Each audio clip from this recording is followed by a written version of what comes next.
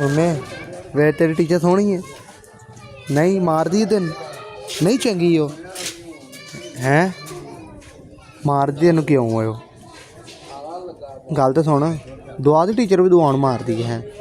बोल हाँ गूंगी है मूँह ना दस इतल वे है मूँह ना दस मार दी है क्यों मार दी है सोटियां ना मार दी क्यों तू सही नहीं पढ़ती तद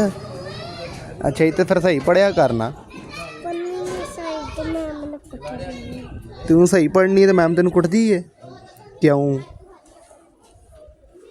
मैम नू कहना से मैं सही पढ़नी हाँ आपा भी सही पढ़ती है ना तेरी ओह आप ही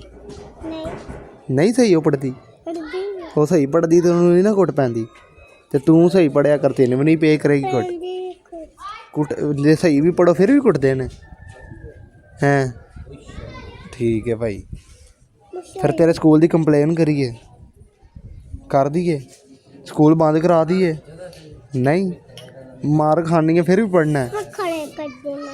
नहीं फिर स्कूल बंद करा दिए तेरा नहीं फिर तू पढ़ना चाहनी है ना